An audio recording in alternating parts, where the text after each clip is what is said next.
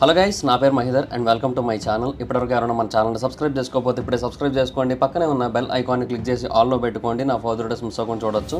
చాలామంది చూస్తున్నారు కానీ సబ్స్క్రైబ్ చేసుకోవట్లేదు. So please try to subscribe and click the bell icon also. బేసిక్గా ఇండియాకి పాకిస్తాన్కి మధ్య సిచ్యువేషన్స్ అనేవి కొంచెం సీరియస్గా మారిన తర్వాత జరుగుతున్న అన్ని పరిస్థితులు చూస్తూ ఉంటే ఒక అబ్సల్యూట్ సినిమాని చూస్తున్న ఫీలింగే కలుగుతుందన్నమాట. అండ్ దట్ టు మన సైడ్ ఉన్న డామినేషన్ అండ్ మన సైడ్ నుంచి వస్తున్న రియాక్షన్స్ అన్నీ కూడా చాలా అంటే చాలా బాగా అనిపిస్తున్నాయి. బేసిక్గా పాక్ ఆక్యుపైడ్ కాశ్మీర్ అంటే పీఓకేలోని ముజఫర్బాద్లోని ఒక పర్టిక్యులర్ ప్రాంతంలో కంప్లీట్గా ఎమర్జెన్సీని డిక్లేర్ చేయడం జరిగింది. దానికి కారణం ఏంటంటే జేలుం రివర్ నుంచి ఇండియన్ గవర్నమెంట్ సడన్గా వాటర్ని అయితే బయటకు రిలీజ్ చేయడం జరిగింది.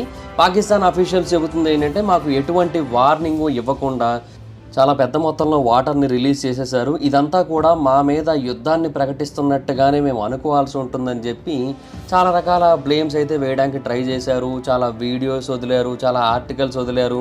ఈవెన్ పాకిస్తాన్ మీడియా మాత్రమే కాదు, బంగ్లాదేశ్ మీడియా కూడా ఈ జేలుం రివర్లో వాటర్ లెవెల్ రైజ్ అవ్వడానికి ఇండియాదే తప్పు, ఇండియానే ఎటువంటి అనౌన్స్మెంట్ ఇవ్వకుండా ఎటువంటి వార్నింగ్ ఇవ్వకుండా వాటర్ వదిలేసింది, ఇదంతా కూడా కావాలనే చేస్తోంది అని చెప్పి ఇండియా మీద అలిగేషన్స్ అయితే వేస్తున్నారు.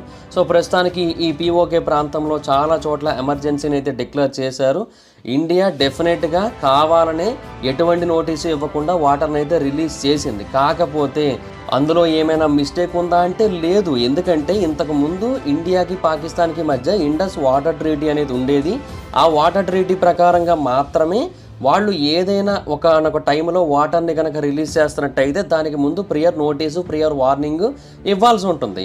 బట్ ఇప్పుడు ఇండియన్ గవర్నమెంట్ ఈ ఇండస్ వాటర్ ట్రీటీని కంప్లీట్గా క్యాన్సిల్ చేసేసింది. పాకిస్తాన్ గవర్నమెంట్ దాన్ని ఒప్పుకోకపోని మనకు అనవసరం కదా. మన ఇండియన్ గవర్నమెంట్ దాన్ని అయితే రిజెక్ట్ చేసేసి క్యాన్సిల్ చేసింది. సో ఎప్పుడైతే ఇంకా రెండు దేశాలకి మధ్య ఇండస్ వాటర్ ట్రీటీ అనేది లేదో ఇంకా వాళ్ళు ఎటువంటి ఇన్ఫర్మేషన్ పొందడానికి అర్హులు కాదు.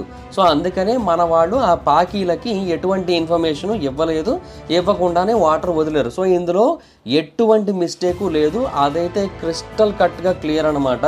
కాకపోతే ఈ పాకిస్తాన్కి చెందిన వాళ్ళు చాలామంది చాలా రకాల వీడియోస్ తీస్తూ సోషల్ మీడియాలో పెడుతూ ఇండియాని బ్లేమ్ చేయడానికి అయితే ట్రై చేస్తున్నారు.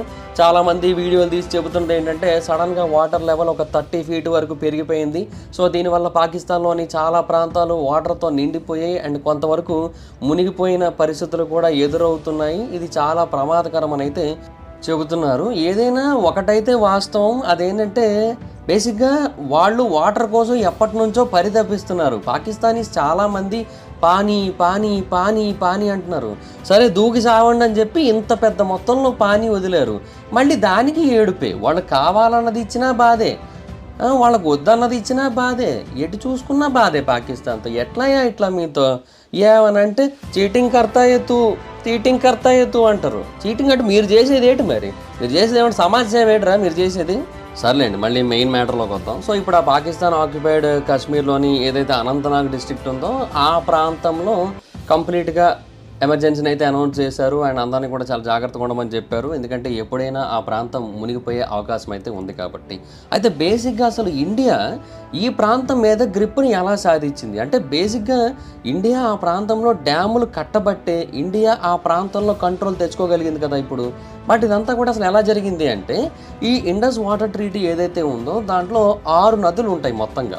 1 ఇండస్, 2 జేలం, 3 చెనాబ్, 4 రబీ, 5 బియాస్, 6 సట్లెజ్. ఈ 6 నదులు కలిస్తేనే ఇండస్ రివర్ బేసిన్ అండ్ ఈ 6 నదులు కలిపే ఇండస్ రివర్ ట్రీటీ అనేది కూడా ఉందన్నమాట. అయితే ఇప్పుడు మెయిన్గా మనం మాట్లాడుకోవాల్సింది ఈ జేలుం రివర్ కోసం.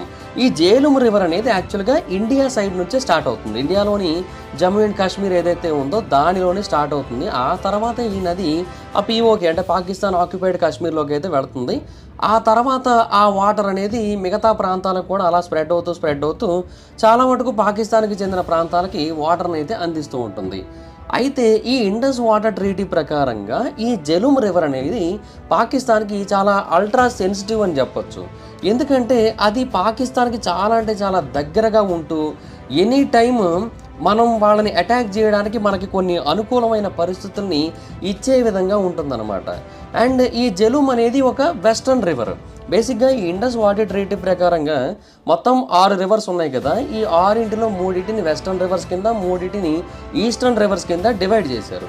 ఈస్టర్న్ రివర్స్ అంటే సట్లెజ్, బియాసు, రవి. ఈ 3 కూడా ఇండియా నచ్చినట్టు వాడుకోవచ్చు. అంటే దీని మీద ఇంకా అన్ని రకాల ఎక్స్క్లూజివ్ రైట్స్ ఇండియాకు ఉంటాయి. వాటి మీద డ్యాములు ఎన్ని కావాలంటే అన్ని కట్టుకోవచ్చు, ఎన్ని పవర్ ప్లాంట్స్ కావాలంటే అన్ని పవర్ ప్లాంట్స్ కట్టుకోవచ్చు, దాన్ని ఎలాగైనా స్టోర్ చేసుకోవచ్చు, డొమెస్టిక్ యూసేజ్ కోసం ఎలాగైనా వాడుకోవచ్చు, ఏమైనా చేసుకోవచ్చు.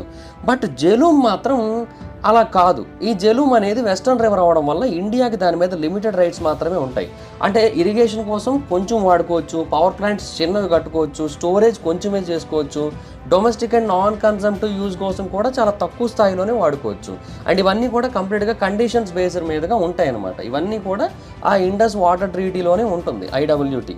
అయితే ఇక్కడ ఉన్న మెయిన్ పాయింట్ ఏంటి అంటే ఇండియన్ గవర్నమెంట్ 2018వ సంవత్సరంలో ఒక పెద్ద డెసిషన్ తీసుకుంది. ఆ పెద్ద డెసిషన్ ఇప్పుడు వీళ్ళకి చాలా పెద్ద తలనొప్పిగా మారిపోయింది పాకిస్తానీలకి. ఇంతకీ ఆ డెసిషన్ ఏంటి అంటే ఒక హైడ్రో ఎలక్ట్రిక్ ప్రాజెక్ట్ని అయితే ఇండియన్ గవర్నమెంట్ దాని మీద కట్టింది. దానికి ముందు యాక్చువల్గా ఇండియన్ గవర్నమెంట్ చాలాసార్లు కట్టడానికి ట్రై చేసింది.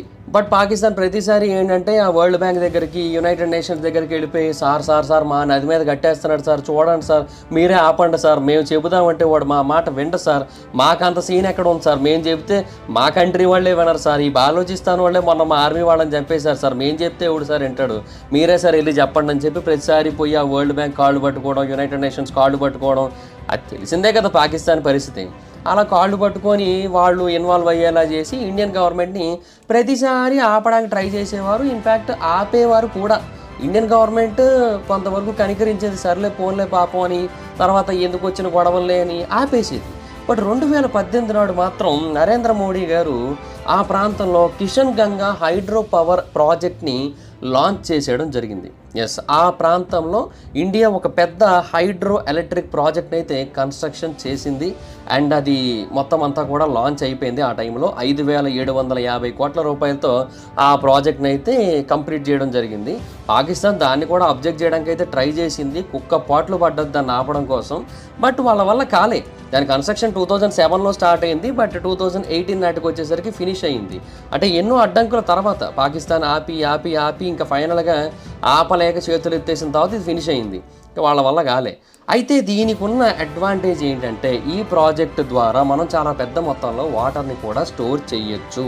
సో ఇక్కడ పాకిస్తాన్కి మెయిన్ ప్రాబ్లం స్టార్ట్ అయింది. ఇప్పటి వరకు మిగతా రివర్స్ ఏంటంటే వాటితో పెద్ద ప్రాబ్లం లేదు వాళ్ళకి, మిగతా రివర్స్లో ఎక్కువ స్టోర్ చేసుకున్నా. బట్ ఈ జెరూమ్లో కనుక వాటర్ ఎక్కువగా స్టోర్ చేసినట్టయితే ఇండియా దాన్ని ఒక వెపన్గా వాడుకునే అవకాశం ఉంటుందని వాళ్ళకి ఎప్పటి నుంచో ఒక టెన్షన్ అయితే ఉంది. అండ్ ఆ వాటర్ లెవెల్స్లో సడన్ ఫ్లక్చువేషన్స్ కనుక వచ్చినట్టయితే పాకిస్తాన్లో చాలా ప్రాబ్లమ్స్ వస్తాయి. అఫ్కోర్స్ ప్రస్తుతానికైతే పాకిస్తాన్లో ఇప్పటి వరకు ఆ వాటర్ ఫ్లక్చువేషన్స్ కారణంగా ఒక్కరు కూడా చనిపోలేదు.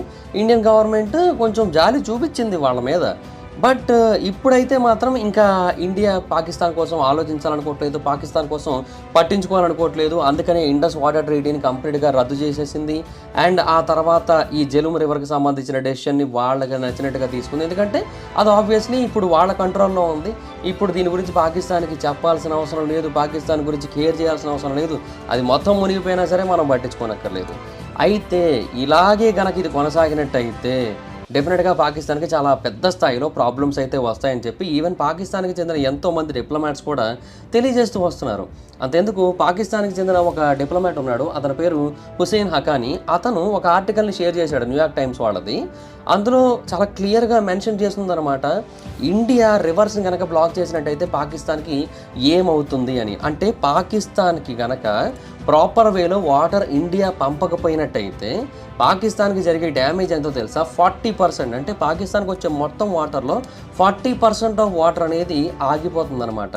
సో అప్కమింగ్ 6 to 7 years ఇదంతా కూడా జరిగే ఛాన్స్ ఉంది. ఇఫ్ ఇండియన్ గవర్నమెంట్ కనుక ఇలాంటి సీరియస్ డెసిషన్స్ కనుక తీసుకొని ఒక్కసారిగా వాటర్ని వదలడం ఆర్ కంప్లీట్గా వాటర్ని వదలకుండా ఆపడం ఇలాంటివన్నీ కనుక చేసినట్టయితే సో అప్పుడు పాకిస్తాన్ యొక్క అగ్రికల్చర్ ఇండస్ట్రీ కంప్లీట్గా నాశనం అయిపోతుంది. వాళ్ళ పాపులేషన్ అంతా కూడా పతనం అయిపోతుంది. సో పాకిస్తాన్ నుంచి చాలామంది వేరే ప్రాంతాలకు వలస వెళ్ళిపోవడానికి కూడా మనం చూస్తాం. సో ఇండియన్ గవర్నమెంట్ ఈ వాటర్ని వెపన్ కింద వాడుకునే అవకాశం అయితే ఉంది. సో ఇప్పటివరకు ఆ అవకాశం ఉన్నప్పటికీ కూడా దాన్ని వాడుకోలేదు. బట్ ఇప్పుడు ఇంకా సిచ్యువేషన్ వచ్చింది, అందుకే ఇంకా వాడుతున్నారనమాట. బట్ చెప్తున్నాను కదా, వాళ్ళే అడిగారా మాకు నీళ్ళు కావాలి నీళ్ళు కావాలి నీళ్ళు కావాలని. సరే తీసుకోండి పొండి అని చెప్పి భారీ స్థాయిలో వదిలితేనేమో ఇంత వద్దు మాకు అంటారు. రేట్ చెప్తాం ఇంక చెప్పండి. బట్ ఏదైనా ఒకటైతే వాస్తవం, మన ఇండియాలో కూడా చాలామంది దరిద్రులు సపోర్ట్ చేస్తున్నారు పాకిస్తాన్కి. ఎస్పెషల్లీ వెస్ట్ బెంగాల్లో పోలీసులు కూడా సపోర్ట్ చేస్తున్నారు. అది ఏంటో నాకు అర్థం కావట్లేదు. చాలా వర్స్ట్గా తయారయ్యారు. ఈ వెస్ట్ బెంగాల్ కావచ్చు, లేదంటే కేరళ కావచ్చు, ఇవి రెండు కూడా మినీ పాకిస్తాన్స్లా తయారయ్యాయి. చాలా అంటే చాలా వరస్ట్గా తయారైంది నిజంగా చెప్పాలంటే. బట్ చూడాలి మరి ఇంకా ఇండియన్ గవర్నమెంట్ ఏం చేస్తుందో. ఇన్ఫ్యాక్ట్ ఇది కొంచెం మంచి డెసిషన్ అనే చెప్పాలి. ఎందుకంటే కంప్లీట్గా డైరెక్ట్ అటాక్ వెళ్ళిపోకుండా ఇండైరెక్ట్ అటాక్ అనేది స్టార్ట్ చేసి మనం ఏమేం చేయగలం అనేది వాళ్ళకి అర్థమయ్యేలా చేసి, సో దట్ వాళ్ళు కొంతవరకు భయపడేలా చేస్తున్నాం మనం. అండ్ అది ఆల్రెడీ జరుగుతుంది కూడా. అంతెందుకు, ఆల్రెడీ పాకిస్తాన్ మినిస్టర్ ఒక రోజు ముందు ఒక స్టేట్మెంట్ ఇచ్చాడు. ఏమనంటే, మీరు కనుక వాటర్ని వదలకపోతే మేము ఆ నదిలో మీ నెత్తురు ప్రవహించేలా చేస్తామని చెప్పి. నాకు కిక్కు సినిమాలో డైలాగ్ గుర్తొచ్చింది, కృష్ణానదిలో పారేది నీళ్లు కాదు నీ నెత్తురు అని అంటాను అనుకున్నావా? ఇది ఆ సినిమా కాదుగా, ఇది ఆ క్యారెక్టర్ కాదుగా అంటాడు కదా, అదే గుర్తొచ్చింది. ఎందుకంటే వాడు చెప్పిన కొన్ని గంటలకే పాకిస్తాన్ ప్రైమ్ మినిస్టర్ వచ్చి, పాకిస్తాన్కి అసలు ఈ అటాక్కి అసలు ఎటువంటి సంబంధం లేదయా, మీరు మమ్మల్ని అనవసరంగా బ్లేమ్ చేస్తున్నారు, ఎవరైతే దాడి చేశారో వాళ్ళందరినీ పట్టుకోవడానికి పాకిస్తాన్ కూడా సహకరిస్తుంది, మేము కూడా ముందుంటాం, వాళ్ళందరినీ కూడా కఠినంగా శిక్షించాలని మేము కూడా కోరుకుంటున్నాం అని చెప్పి వాళ్ళు ఒక స్టేట్మెంట్ అయితే రిలీజ్ చేశారనమాట. సో వాళ్ళకే క్లారిటీ లేదు. ఇవాళ పాకిస్తాన్కి చెందిన ఇంకొక మినిస్టర్ బయటకు వచ్చి, ఇండియా గుర్తుపెట్టుకో 130 అణుబాంబులు నీ వైపు ఏం చేసి ఉన్నాయి, సో ఎనీ టైమ్ అవి నీ మీదకి రావచ్చు, జాగ్రత్త, ఖబర్దార్ అన్నట్టుగా బిల్డప్ ఇచ్చి డైలాగులు ఇస్తున్నాడు అనమాట. అంటే ఓపెన్ థ్రెట్ ఇస్తున్నట్టు. బేసిక్గా వాడు మర్చిపోయాడో లేదంటే వాడికి అంత నాలెడ్జ్ లేదో నాకు అర్థం కాలే. అంటే అఫ్కోర్స్ పాకిస్తానీస్ కదా, వాళ్ళకి అంత నాలెడ్జే లేదు అనుకుంటున్నాను నేను. అంత ఉంటే ఇంకేంలే కానీ 130 అణుబాంబులు మీ వైపు ఉన్నాయి, జాగ్రత్తగా ఉండండి, అది ఇది అని చెప్తున్నాడు కదా. ఒరే నాకు అర్థం కావట్లేదు. ఇప్పుడు మీ దగ్గరే కాదు కదా, మా దగ్గర కూడా అణుబాంబులు ఉన్నాయి కదా. మా దగ్గర చాక్లెట్లు ఉన్నాయి ఇప్పుడు ఆ పేరుతో. ఇప్పుడు ఆటమ్ బాంబు అనే పేరుతో మా దగ్గర చాక్లెట్లు ఉన్నాయి ఇట్రా. మా దగ్గర కూడా బాంబులేగా ఉన్నాయి, అవి మేము వదులుతాంగా.